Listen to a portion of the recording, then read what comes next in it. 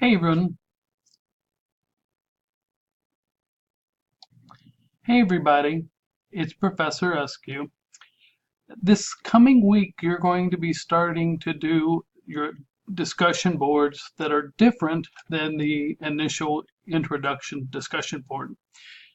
In this video, what I'd like to do is simply show you what my expectations are of you when you first do your initial response to the discussion board, and then the typical response that I'm looking for when you respond to your classmates.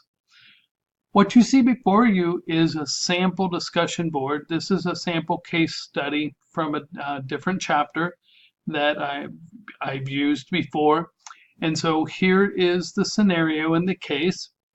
It talks about Cecilia, who has found her perfect job in a company, and she's realizing that the group's togetherness or their camaraderie, they like to go out after work a lot and have drinks on Friday nights.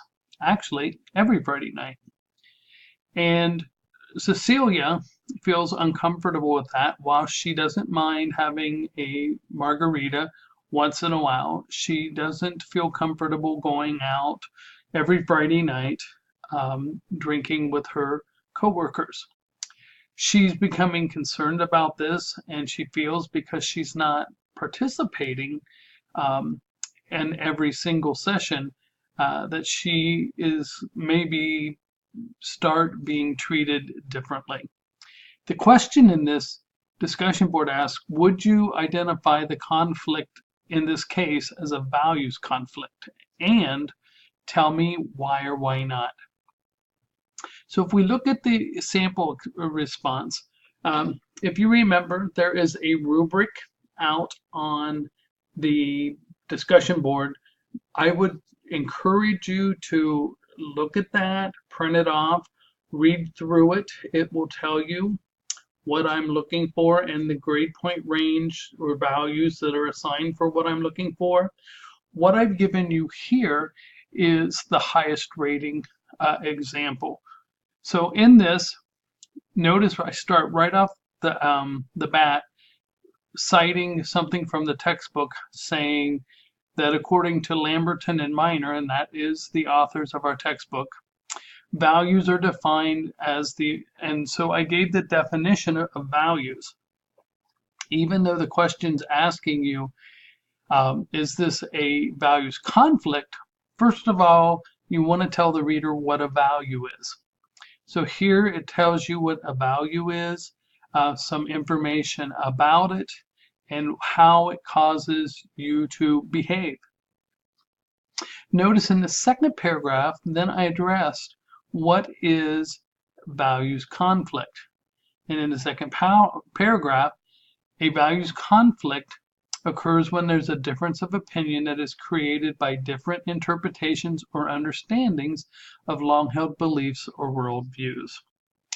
Then I go into that and talk about what can impact a values conflict, how it can happen, and where it can happen. In the third paragraph, then, I state, based on the information that I'm given in the case, it seems that Cecilia might be correct in her assumption that she is being treated differently because of her value system. Then I talk about what the value system or the office culture is and how that is different from how she is behaving. Then I finally wrap it up saying that the case states that she does enjoy going out for a margarita, but she doesn't believe in excess drinking. This is one of her values. She is clearly uncomfortable with participating, and based on that information in the case, it seems like this is indeed a value conflict. So notice I looked at values, defined values from the textbook. I looked at value conflict and talked about it and defined it. Then I talked about the information I found in the case And then the fourth paragraph, based on the information that's in the case, I can conclude this, that, or the other. Notice at the very bottom, then I also do a citation because I did actually paraphrase from the textbook. You must cite, and the expectation in your initial response is that you will use resources, the textbook, the videos that are supplied, additional articles that might be out there, anything that you've used and you've drawn information from, you must cite that. I cited it here. I chose to use the APA format, but you may also use the MLA because I know that Mesa English professors teach the MLA method because most of their social and behavioral sciences and those folks are using MLA. Business, however, we generally use APA. So either one, I'm familiar with both, but make sure that you do one or the other. Then I want to show you, here is an example of you responding to a classmate, or in this case, I responded to a classmate. Here's that same case study and the same question. And here's my response. So I responded to Jose. And so I said, hello, Jose. First of all, the case was a challenging one. I acknowledged that I read over his initial response, and I discussed what his conclusions were. Then I stated, gosh, as I was thinking about your response and I was thinking about the case, and upon my reading in the textbook, I was wondering, because the textbook talks about two different types of interpersonal value conflicts. I talked to them in my response. I say the one interpersonal value conflict is a group values conflict, and I talk about what that is and how that may or may not apply to Cecilia's case.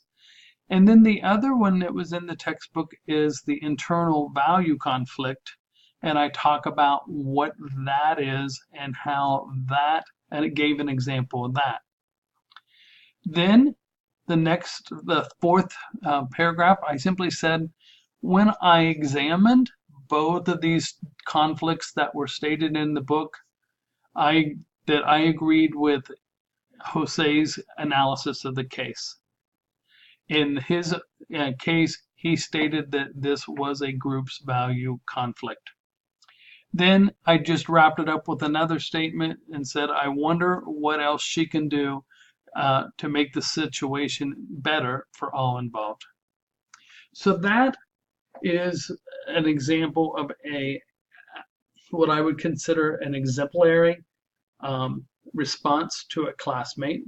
It's simply not saying, hello, Joe, I've read your comment. I think you made a good point. I agree with it. Goodbye. That is not a response. A response to your classmate causes either the classmate or another person who's also reading your response to continue this conversation.